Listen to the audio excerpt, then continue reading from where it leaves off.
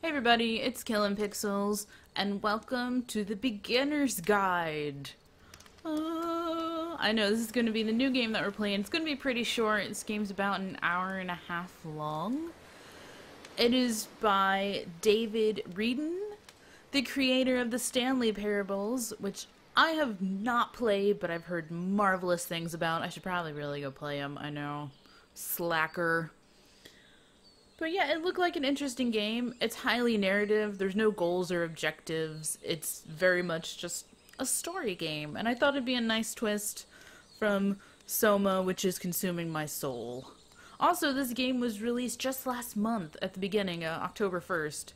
So if you want it, head over to Steam and get it. I think it's going to be worth it. So let's start.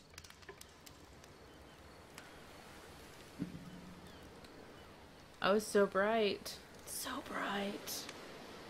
My audio is on, I assure you. I do. I am playing with my controller. It's the correct one. It's an Xbox controller. Thank you. Hi there. Oh, hello. Thank you very much for playing the Beginner's Guide. No problem. My name is Davey Wreden.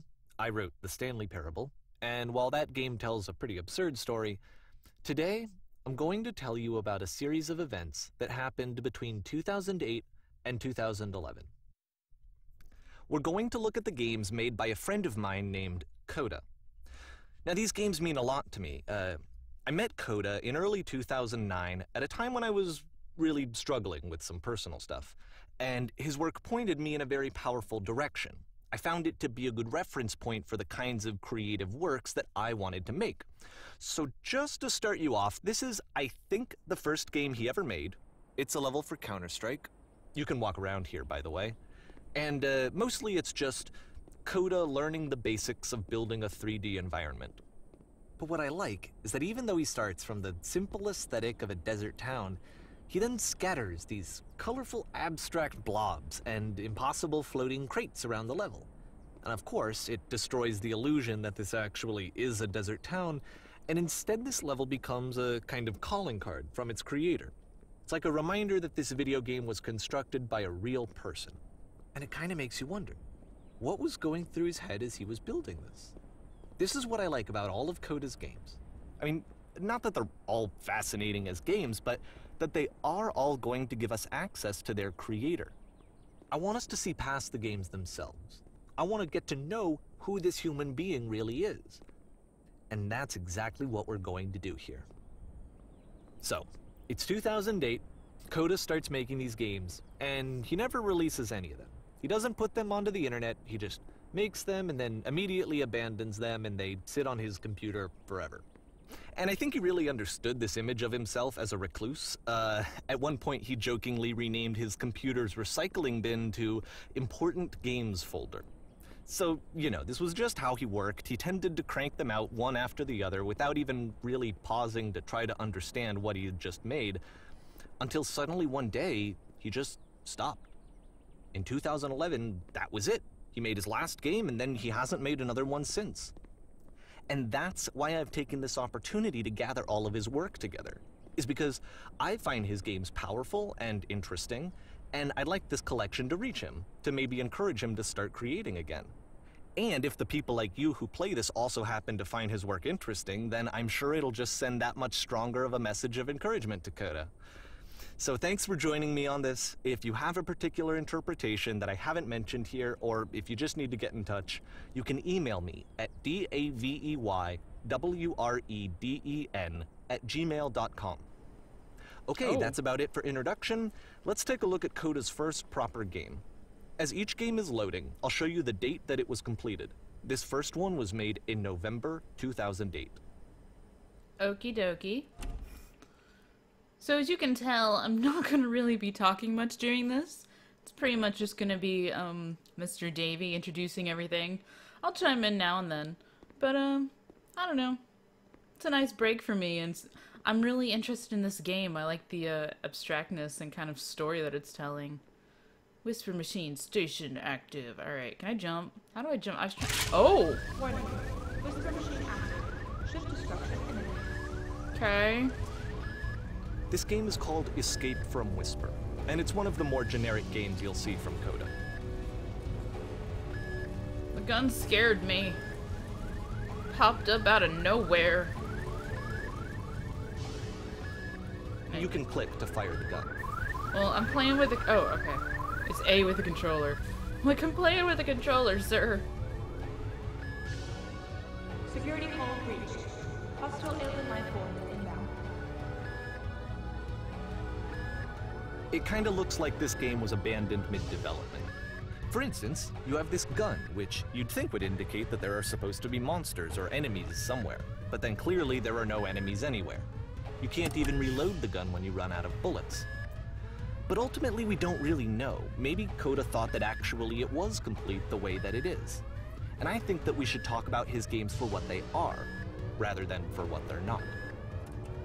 Oh. Enemy force neutralized. Begin ship evacuation. Alright. So I didn't even know I was able I to love how you reload. can see the bottom of the universe from this room. Oh, the universe does end. It's right there. It's right there. That's the end. Just kind of... Is that kind of like the bedrock in Minecraft?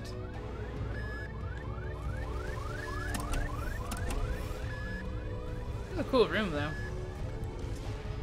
So... Nothing. Apparently this space station has a labyrinth on it. Oh, God. Sure, I don't know. There's really no reason for it that I've ever been able to discern, so in the interest of time, I'm just gonna skip you on past it. Okay. Oh. Thank you! Came down out of the heavens and skipped me through. I wouldn't take ages. This is the part that's interesting. The game has this narrative about the whisper machine and how it has to be turned off, and then you get to the engine room. Okay. Hey! Hey, you there, in the engine room. You could save us all. That beam is powering the whisper machine. We could disrupt it by introducing a great enough heat signature. If your body could stop the beam.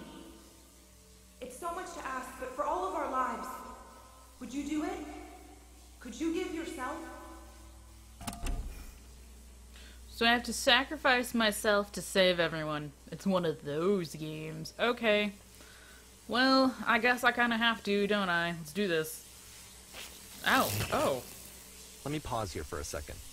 What you just experienced, stepping into the beam and then dying, is probably what Coda had initially intended when he was developing this level. But when he first compiles and plays it, something goes wrong. There's a bug somewhere. And this is what happens instead. Okay. Let's do it again. Dying! Oh. Oh. Beam me up, Scotty! Oh. That's pretty. Oh. Hey! The beam causes you to start floating. And this is an important moment for him. Because yes, this is technically a glitch, but Coda identifies something human about it. Like how small it makes you feel in the face of this larger chaotic system. Or this floating could be the afterlife, a peaceful place, juxtaposed against all of the hysteria that you've just had to traverse. I don't even know. I have no idea what he was thinking, but what's clear is that after making this, something lodges itself in his brain.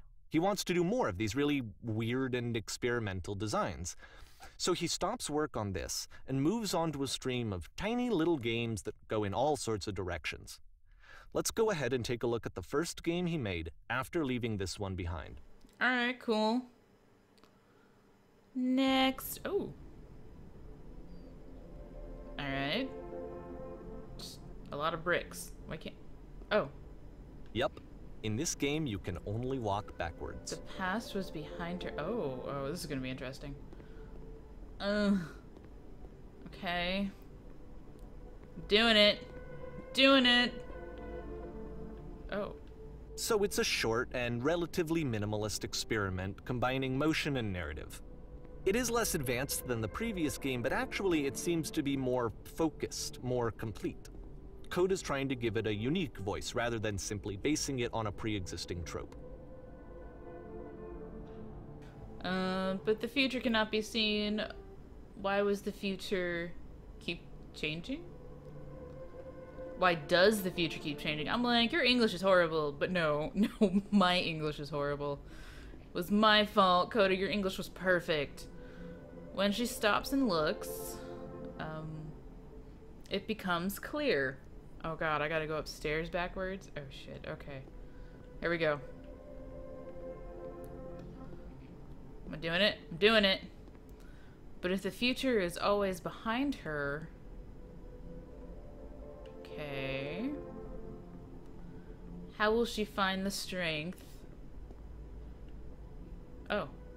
To confront it. Where'd the door go? It's a short little thought, it says what it wants to say, and then it ends. Didn't need anything more than that.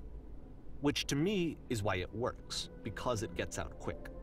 Okay, next one. The door disappeared. Oh. Oh, man. Okay.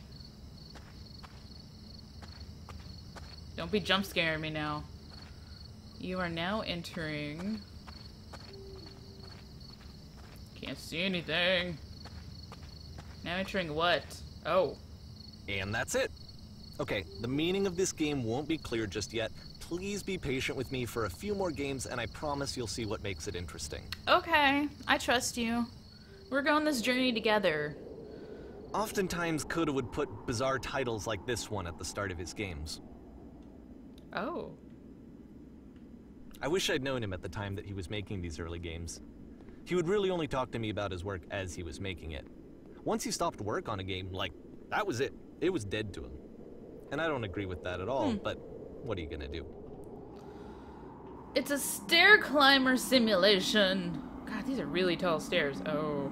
Oh, it's starting to get slower. Oh. Once you've been slowed to an absolute crawl, the door at the top of the stairs opens. So why, if Coda's not showing these games to anyone, why bother opening the door at all? Well, to show you, I'm modifying the game here so that when you press the use key on your gamepad, it'll bring you back up to full speed so you can enter the door for yourself. Okay. Oh, there we went. Alright, it's up at the door. Oh, this is nice. Stand on the X at the... What? Oh. Stare at the bear for 3 hours. A room that's warm and nice and filled with little ideas for games. You are a gate. You start in a small room Coda until would you often realize tell me that he didn't mind if people thought of him as cold or distant. He said that he knew that he was actually a vibrant and compassionate person, but that it takes time to really see that. It can be a very slow climb to get there. Ah, I see what you did there. A game of only motivational quotes, played one after the other while the player cannot... Oh. I didn't get to finish that. Ready, set, fish! Alright. Oh. Let's go through the door. Hey. I feel like I'm in a parking structure. Where are we going? Well, this is new for Coda. It's an actual puzzle. Oh, crap. Go ahead and see if you can solve it. I'm gonna tell you right now, sir. Probably not. Unless that was the... Whoa. Was that the puzzle? That wasn't the puzzle, was it? Oh. I fell! I can't get up. Alright, I need help. Can you please come back and magically help me here? Because I am not gonna get this. I'm not that awesome with puzzles. Like, it takes a while. This is why there's a lot of unseen footage in my games. Because I screwed up a puzzle somewhere. Can I just walk through it? No? Can I walk through a wall? Help me! Alright, let me just walk you through it. You're gonna hit the switch on the outside to open the door, then hit the same switch and walk through the door before it closes. You'll see a second switch on the inside, which will open the second door. Don't forget that solution, because we're going to see this puzzle again soon. Tricky, We're gonna see it man. a lot. I guess it's not that tricky. I'm just not that smart. Alright. What do we got?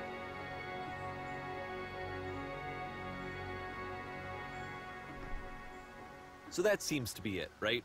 You walk down a corridor, you solve a puzzle, you get to the end. Simple enough.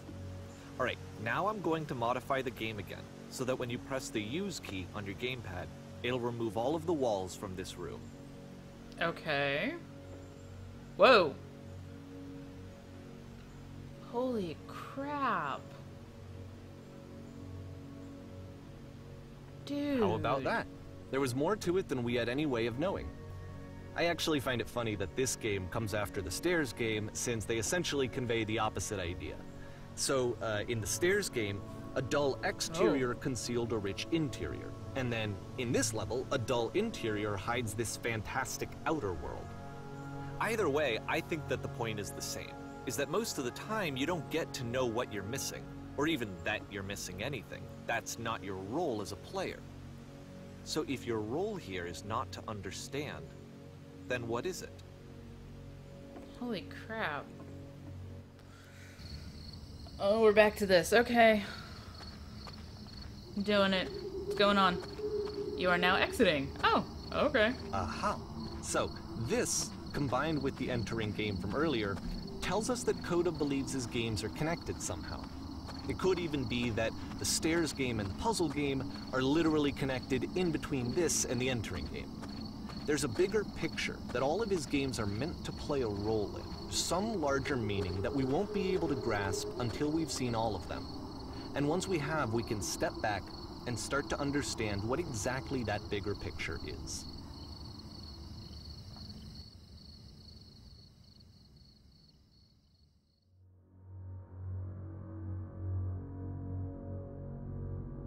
Well, this is interesting. But alright guys, that is gonna be it for this episode.